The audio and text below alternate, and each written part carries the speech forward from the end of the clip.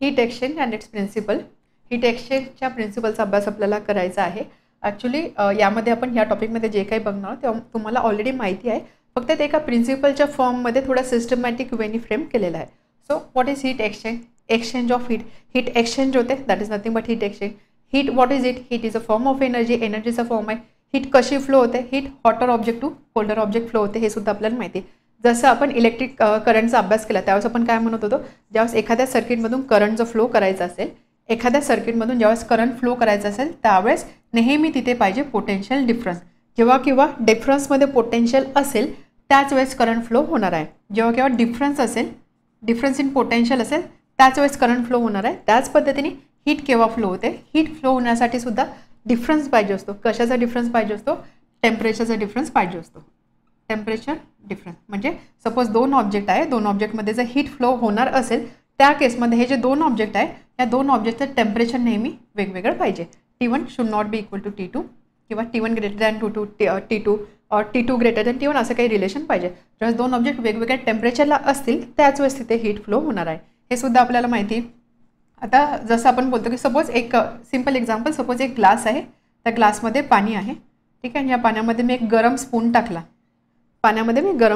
काय होणार आहे? थोड्या वेळाने काय होणार? हा जो स्पून आहे, हा स्पून म्हणजे काय? दिस इज हॉट ऑब्जेक्ट आणि हे जे पाणी आहे, पाणी कोल्ड ऑब्जेक्ट आहे. आता यामध्ये हा ग्लास किंवा ग्लासचं मटेरियल काय याचा काही विचार आपण नाही करणार, आपण फक्त पाणी आणि हा स्पून या दोनच ऑब्जेक्टचा विचार करतो, जस्ट टू अंडरस्टँड. हा हॉट ऑब्जेक्ट आहे, हा कोल्ड ऑब्जेक्ट आहे. होणार काय आहे? या ठिकाणी दोन ऑब्जेक्ट दोन वेगवेगळ्या टेम्परेचरला आहे, हीट फ्लो होणार आहे. हीट नेहमी इथून इथे फ्लो होते, त्यामुळे काय होणार आहे? हा जो स्पून आहे, हा स्पून हळूहळू हीट एनर्जी लूज करेल, बरोबर. तो थंड होणार आहे, लूज करेल, त्यामुळे हा स्पून हळूहळू त्याचं टेम्परेचर कमी होईल आणि हे जे वॉटर आहे, हे जे वॉटर आहे, हे वॉटर हीट एनर्जी ॲब्झॉर्ब करेल, वॉटरचं टेम्परेचर इन्क्रीज होणार आहे. हॉट ऑब्जेक्ट एनर्जी लूज करतोय, कोल्ड ऑब्जेक्ट एनर्जी गेन करतोय. हे कधीपर्यंत होईल? ही प्रोसेस कधीपर्यंत झाली? जोपर्यंत हे पाणी आणि हा स्पूनचं मटेरियल हे दोघंही सेम टेम्परेचरला येत नाही तोपर्यंत हे हीट एक्सचेंज होणार आहे, ठीक आहे. म्हणजे काय थोडक्यात सांगण्याचा अर्थ काय? सपोज दोन ऑब्जेक्ट आहे, एक हॉट ऑब्जेक्ट आहे, एक कोल्ड ऑब्जेक्ट आहे. दोन ऑब्जेक्ट आहे, एक आहे हॉट ऑब्जेक्ट आणि एक आहे कोल्ड ऑब्जेक्ट. ओके, हॉट आहे, कोल्ड आहे म्हणजे टेम्परेचर डिफरंट आहे. तर या ठिकाणी हॉट ऑब्जेक्टकडून कोल्ड ऑब्जेक्टकडे एनर्जी फ्लो होणार आहे. हॉट ऑब्जेक्ट काय करणार आहे? याला आता थंड व्हायचं म्हणजे हा एनर्जी लूज करेल किंवा रिलीज करेल. आणि कोल्ड ऑब्जेक्ट जो आहे याचं टेम्परेचर आता वाढणार आहे म्हणजे हा काय करेल? एनर्जी गेन करेल, राईट. आणि हे कधीपर्यंत होणार आहे? जोपर्यंत हे दोन्ही ऑब्जेक्ट सेम लेवलला किंवा सेम टेम्परेचरला येत नाही तोपर्यंत ही प्रोसेस कंटिन्यू होणार आहे. बट यामध्ये अजून पॉसिबिलिटी किंवा चान्सेस काय आहे की ज्यावेळेस हे हीट एक्सचेंज होते त्यावेळेस काही जी हीट आहे ही एन्व्हायरमेंटमध्ये सुद्धा बाहेर पडते किंवा काही हीट लॉस सुद्धा वातावरणामध्ये होतं. म्हणून प्रिन्सिपल ऑफ हीट एक्सचेंज समजण्यासाठी आपण काय करतो? ही जी सिस्टम आहे हॉट ऑब्जेक्ट आणि कोल्ड ऑब्जेक्टची ती ठेवतो आपण एका बॉक्समध्ये ठेवतो. And this box is heat resistant box. Heat resistant box म्हणजे काय?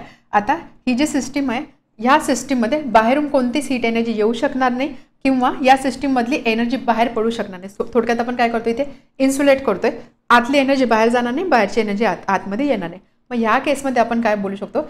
हा जो हॉट ऑब्जेक्ट आहे यांनी लूज केलेली एनर्जी किंवा रिलीज केलेली एनर्जी आणि कोल्ड ऑब्जेक्ट यांनी गेन केलेली किंवा ॲब्झॉर्ब केलेली जी एनर्जी आहे ही एनर्जी नेहमी इक्वल असते. And this is principle of heat exchange.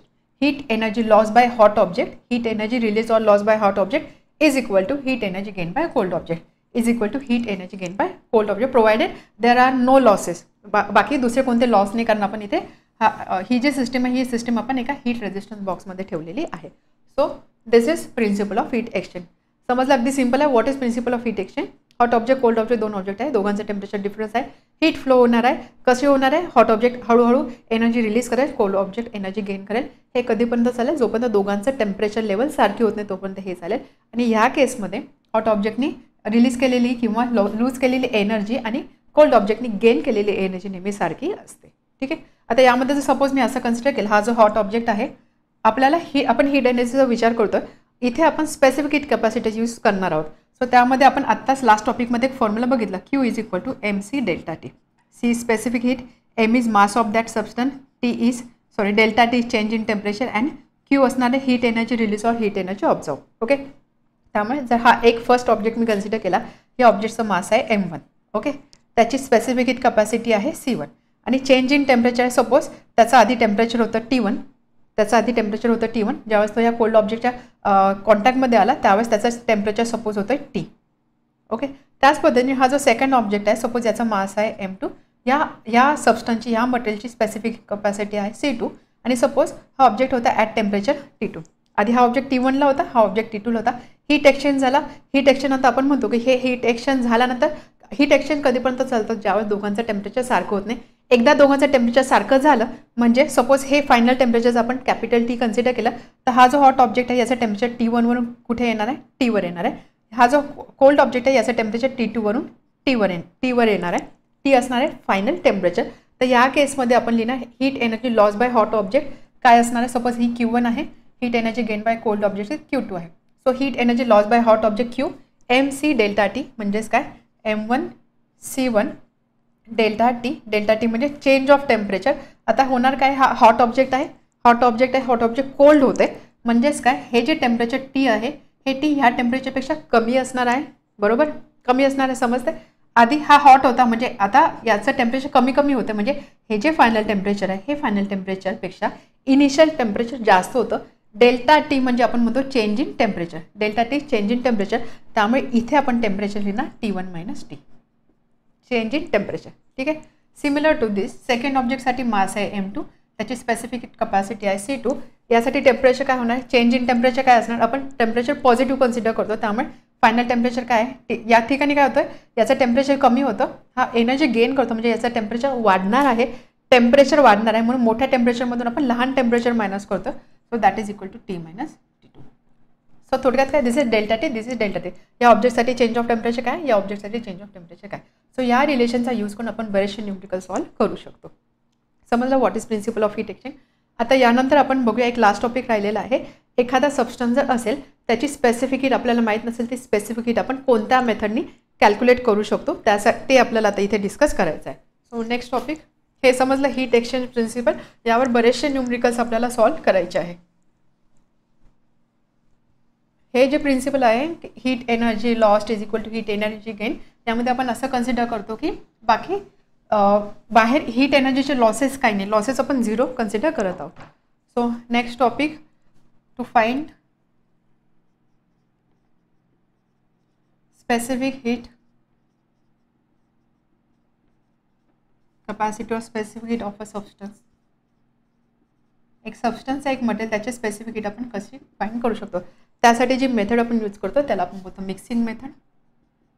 अगदी सिंपल आहे, त्याला बोलतो आपण मिक्सिंग मेथड. आणि त्यासाठी जे इन्स्ट्रुमेंट आपण यूज करणार आहोत त्याला आपण बोलतो कॅलरीमीटर. हे सुद्धा तुम्हाला माहिती असेल व्हॉट इज कॅलरीमीटर, याला आपण बोलतो कॅलरीमीटर. आता कॅलरीमीटर म्हणजे काय असतं, असं एक इन्स्ट्रुमेंट असतं, यामध्ये पाणी असणार आहे, ठीक आहे, वॉटर असणार आहे इथे, त्यानंतर इथे एक स्टरर असणार आहे म्हणजे याच्याने तुम्ही पाणी असं स्टर करू शकता आणि त्यानंतर एक थर्मामीटर असणार आहे, ठीक आहे. आणि हे जे इन्स्ट्रुमेंट असं हे थर्मली इन्सुलेटेड असतं. थर्मली इन्सुलेटेड असतं म्हणजेच काय, बाहेरून काही याच्या आतमध्ये हीट येऊ शकत नाही किंवा आतमधली हीट बाहेर पडू शकत नाही. सो थोडक्यात जे आपण बोलत होतो की थर्मली इन्सुलेटेड बॉक्समध्ये किंवा हीट रेझिस्टन्स बॉक्समध्ये आपण तो सेटअप ठेवत होतो, सिस्टीम ठेवत होतं, त्याच पद्धतीने हा सेटअप असा असतो की आतमधली हीट बाहेर जात नाही, बाहेरची हीट आत येत नाही. इन्सुलेटिंग जॅकेट असते याला, असं आपण बोलू शकतो इन्सुलेटिंग जॅकेट. याचा अभ्यास तुम्ही आय थिंक केलेला आहे प्रिव्हियस क्लासमध्ये. सो आपण इथे यूज करणार आहोत कॅलरीमीटर आणि जी मेथड आपण यूज करतो त्याला बोलतो मिक्सिंग मेथड. सो यामध्ये काय करता, ज्या सबस्टन्सची स्पेसिफिक हीट मला फाइंड करायची आहे तो सबस्टन्स किंवा आपण बोलू ऑब्जेक्ट, हॉट ऑब्जेक्ट घेता, हा हॉट ऑब्जेक्ट या कॅलरीमीटरमध्ये टाकता. हॉट ऑब्जेक्ट कॅलरीमीटरमध्ये टाकताय. आता काय होणार आहे, कॅलरीमीटर किंवा कॅलरीमीटरमध्ये असणारं जे वॉटर आहे याचं टेम्परेचर आणि या ऑब्जेक्टचं टेम्परेचरमध्ये डिफरन्स असणार आहे. टेम्परेचरमध्ये डिफरन्स असणार आहे म्हणजे तिथे हीट फ्लो होणार आहे. इथे होणार काय, हा जो हॉट ऑब्जेक्ट आहे अकॉर्डिंग टू प्रिन्सिपल, आता ही सुद्धा इन्सुलेटेड सिस्टीम आहे त्यामुळे आपण इथे प्रिन्सिपल यूज करू शकतो. हा जो हॉट सबस्टन्स आहे हॉट ऑब्जेक्ट तो काय करणार आहे, आता दोन वेगवेगळ्या टेम्परेचरचे ऑब्जेक्ट आहे त्यामुळे हॉट ऑब्जेक्ट आपली एनर्जी रिलीज करणार आहे, बरोबर. तो थंड होणार आहे, तो एनर्जी रिलीज करणार आहे. सो हॉट ऑब्जेक्ट किंवा असं आपण बोलू energy released by hot object. Hot object energy release करणार आहे according to principle heat lost is equal to heat gain. हा एनर्जी लूज करणार आहे किंवा रिलीज करणार आहे. ही हीट एनर्जी कोण ॲब्झॉर्ब करणार आहे? हे जे वॉटर आहे कॅलरीमीटरमध्ये ते वॉटर हीट एनर्जी ॲब्झॉर्ब करणार आहे. Heat absorb by water, right. As well as या ठिकाणी आपण हे कॅलरीमीटर यूज करतो आहे, त्यामुळे कॅलरीमीटरसुद्धा हीट एनर्जी ॲब्झॉर्ब करणार आहे. Heat energy absorb by calorimeter. ठीक आहे. प्रिन्सिपल आपण यूज केलं, heat energy lost is equal to heat energy lose कोण करतं आहे? हा हॉट ऑब्जेक्ट, ज्याची स्पेसिफिक हीट मला फाईंड करायची आहे. गेन कोण करतं आहे? इथे असणारा वॉटर ॲज वेल ॲज हे जे कॅलरीमीटर आहे ते. आता हे रिलेशन तर मला मिळालं. हे एनर्जी किंवा हीट एनर्जी लॉस्ट किंवा हीट एनर्जी गेन म्हणजेच काय? आपण जर स्पेसिफिक हीटच्या टर्ममध्ये बोलतो Q is equal to MC into delta T. हा फॉर्म्युला तर आपल्याला माहिती आहे. This is heat energy released और heat energy gain, that is Q equal to MC delta T. जर मी हा हॉट ऑब्जेक्ट कन्सिडर केला, या हॉट ऑब्जेक्टचं मास मी फाईंड करू शकते किंवा मास मला माहिती असू शकतं M1. सपोज ते मास आहे M1. या हॉट ऑब्जेक्टची मला स्पेसिफिक हीट कपॅसिटी फाईंड करायची, म्हणजे C1ची व्हॅल्यू मला फाईंड करायची आहे. त्यानंतर ह्या ऑब्जेक्टचं इनिशियल टेम्परेचर काय होतं ते मला माहिती असणार आहे. त्यानंतर ही प्रोसेस कधीपर्यंत होते? जोपर्यंत हा ऑब्जेक्ट वॉटर आणि कॅलरीमीटर याचं टेम्परेचर सेम लेवलला येत नाही. सपोज फायनली टेम्परेचर किंवा सिस्टीमचं टेम्परेचर T डिग्री सेल्सिअसला आलं. ठीक आहे. आणि याचं ह्या हॉट ऑब्जेक्टचं इनिशियल टेम्परेचर मी मेजर करू शकते, म्हणजेच काय? Delta T, change in temperature, initial temperature आणि final temperature. Initial temperature suppose T1 होतं, फायनल टेम्परेचर T झाला, तर डेल्टा टी मी ते फाईंड करू शकते. सो M1 मला माहिती आहे, डेल्टा टी मला माहिती, C1 मला फाईंड करायचं आहे. त्यानंतर वॉटरचं मास मला माहिती असणार आहे. सपोज ते मास आहे M2. वॉटरची स्पेसिफिक हीट कपॅसिटी स्टँडर्ड आहे, सो ती व्हॅल्यू मला माहिती असणार आहे. याचासुद्धा टेम्परेचर मी मेजर करू शकते. सपोज ते टेम्परेचर होतं T2. फायनल टेम्परेचर तर सगळ्यांचं सारखंच होणार आहे, T होणार आहे. सो इथे सुद्धा मी डेल्टा टी फाईंड करू शकते, म्हणजे हे मला माहिती आहे, हे सुद्धा माहिती, हे सुद्धा माहिती आहे. हीट ॲब्झॉर्ब बाय कॅलरीमीटर, कॅलरीमीटरचं सुद्धा मी मास मला माहिती असणार आहे. त्यानंतर ते ज्या मटेरियलचे त्याची स्पेसिफिक हीट कपॅसिटी मला माहिती असणार आहे. याचं इनिशियल टेम्परेचर मला माहिती असणार, सपोज ते होतं T3. फायनल टेम्परेचर झालेलं आहे T, म्हणजे डेल्टा टी ही सुद्धा मला माहिती आहे, म्हणजे हे सुद्धा मला माहिती आहे. ह्या व्हॅल्यूज मला माहिती, ह्या व्हॅल्यूज मला माहिती आहे. त्यानंतर यामध्ये असणार सुद्धा 2 व्हॅल्यूज मला माहिती आहे. सो ह्या रिलेशनचा किंवा ह्या इक्वेशन्स यूज करून मी C1 म्हणजेच काय? या हॉट ऑब्जेक्टची म्हणजेच काय? या सबस्टन्सची स्पेसिफिक हीट मी कॅल्क्युलेट करू शकते बाय कॅल्क्युलेशन. समजलं? सो काय आपण काय केलेलं? फक्त तेच प्रिन्सिपल यूज केलेलं हीट एक्सचेंजचं. Heat lost is equal to heat gain. Lose कोण करतं? Hot object. गेन कोण करतं? Water and calorimeter. तर प्रत्येकाचं MC डेल्टा टीची व्हॅल्यू आपण फाईंड करू शकतो आणि त्याचा यूज करून आपण या सबस्टन्सची स्पेसिफिक हीट फाईंड करू शकतो. तर यावर आधारित काही न्यूमरिकलसुद्धा आपल्याला सॉल्व्ह करायचे आहे. तर हे होतं about heat exchange.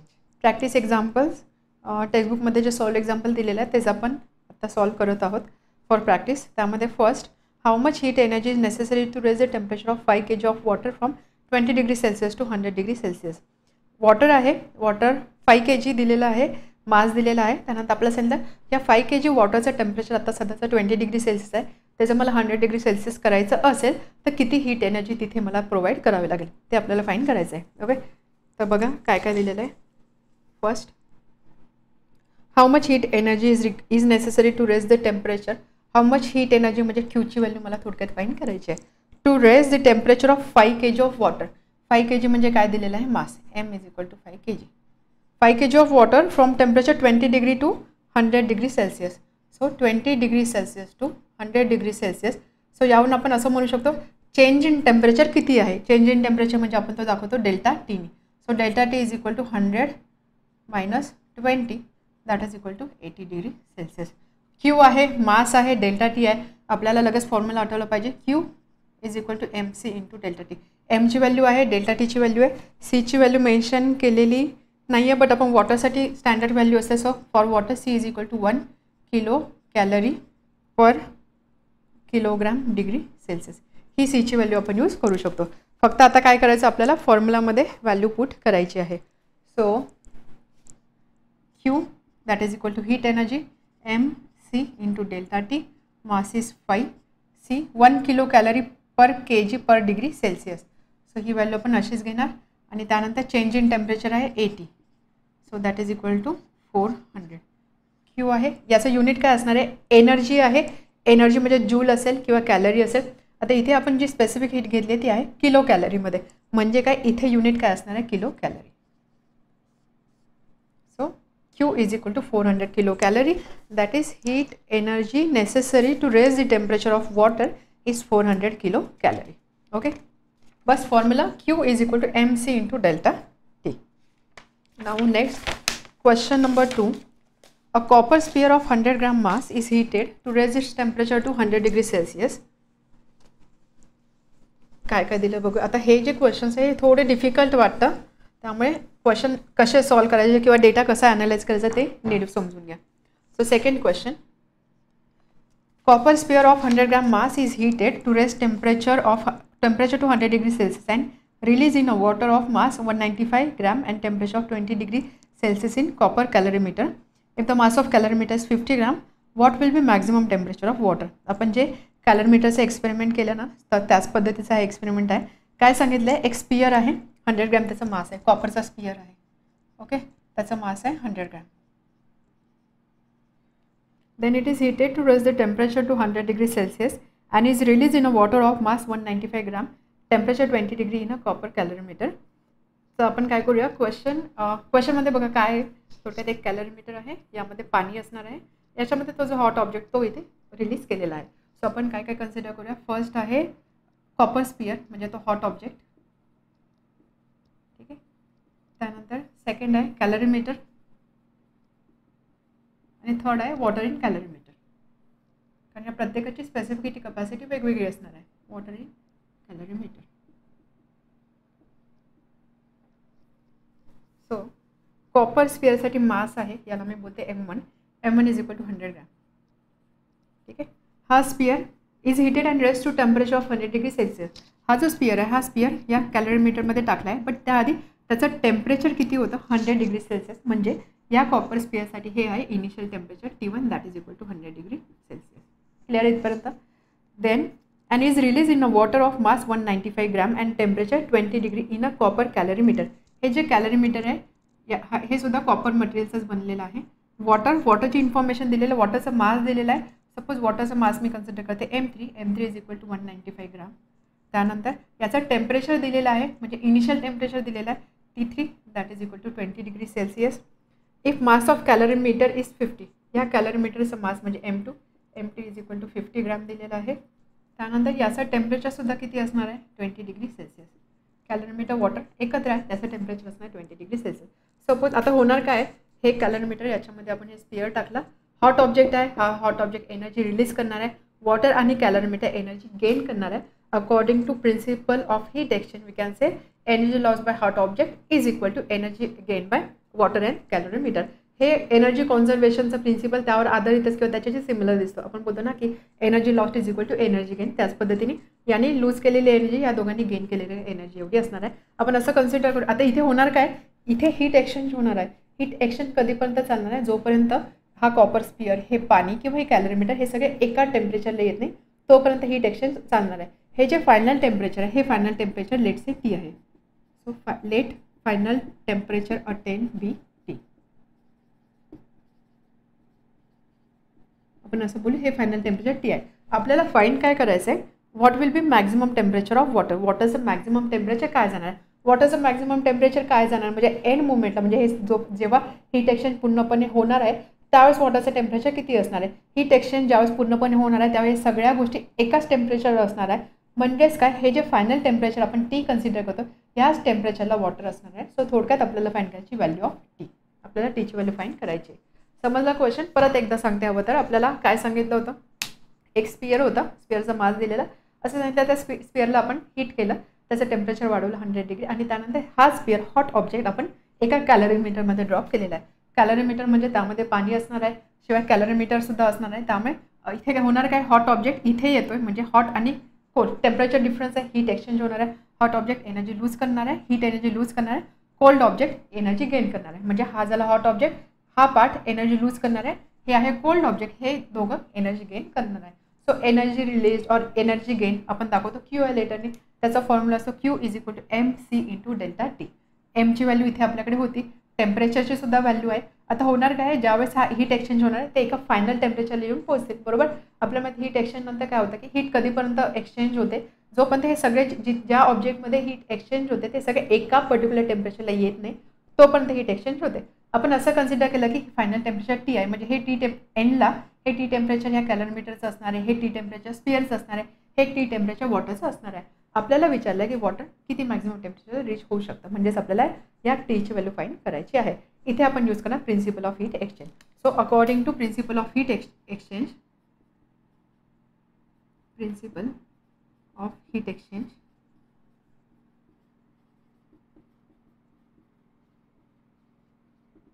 Energy lost by hot object, म्हणजे या केसमध्ये copper sphere, energy lost by copper sphere is equal to energy gained by water in calorimeter plus energy gain by calorimeter. ठीक आहे, हे तर पटतंय. आता energy loss by sphere, energy lost Q m1c1 into delta T1 असं आपण बोलू शकतो. That is equal to m2c2 into delta T2 plus m3c3 into delta T3. यामध्ये आपल्याला C1 C2 C3ची व्हॅल्यू माहिती नाही आहे. C1 म्हणजे स्पियरची स्पेसिफिक हीट कपॅसिटी, म्हणजे कॉपरची स्पेसिफिक हीट कपॅसिटी, तर C1ची व्हॅल्यू आपण कन्सिडर करतो 0.1 calorie per gram. Okay, copper इथे सुद्धा कॉपर आहे, म्हणजे इथे ही व्हॅल्यू सुद्धा सेमच असणार 0.1 कॅलरी पर ग्रॅम. आणि वॉटर आहे म्हणजे C3, ही व्हॅल्यू किती असणार आहे 1 calorie per gram. Standard values आहेत, या व्हॅल्यूज आपल्याला इथे यूज करायच्या आहे. So energy loss by sphere m1c1 into delta T1 100 gram into C1 आहे 0.1 कॉपर स्पियर आहे. सो 100 into 0.1 into change in temperature. Change in temperature म्हणजे आधी किती टेम्परेचर होतं, आता किती टेम्परेचर झालेला आहे तो चेंज. आपण बोलतो फायनल टेम्परेचर T असणार आहे. ठीक आहे, फायनल टेम्परेचर T असणार आहे. इथे हा जो स्पियर आहे, हा स्पियर एनर्जी लूज करतोय, म्हणजे एनर्जी त्याची हीट एनर्जी लूज करतो, म्हणजे त्याचं टेम्परेचर आता कमी होणार आहे. टेम्परेचर कमी होणार कारण हा हॉट ऑब्जेक्ट होता, म्हणजे याचं इनिशियल टेम्परेचर जास्त होतं, म्हणजे 100 इनिशियल टेम्परेचर.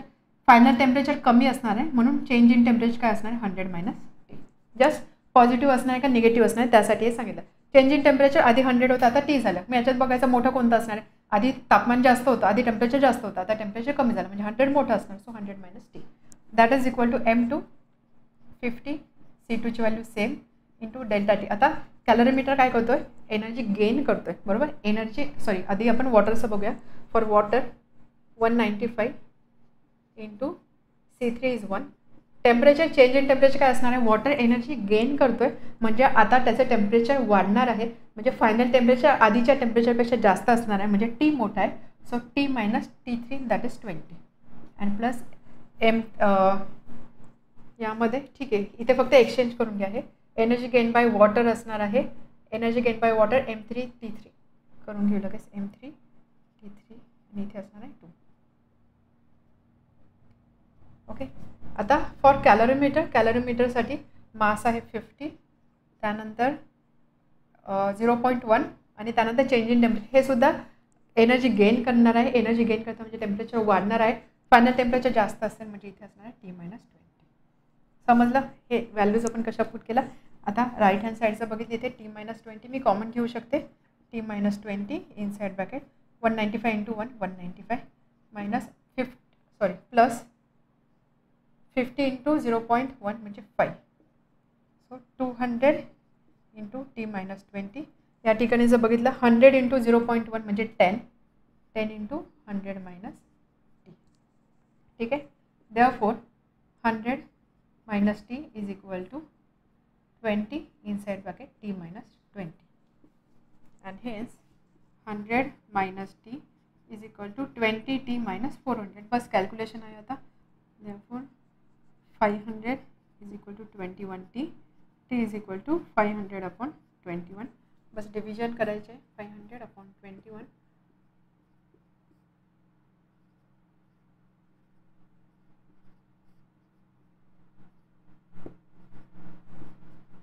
एवढे नंबर सफिशियंट आहे. Therefore T is equal to 23.8 degree Celsius. हे झालं फायनल टेम्परेचर. यामध्ये पर degree Celsius specific heat capacity ना, सो ग्राम पर डिग्री सेल्सिअस. तर हे आहे फायनल टेम्परेचर. क्वेश्चन होता the what will be the maximum temperature of water. Therefore maximum temperature of water will be 23.8 degree Celsius.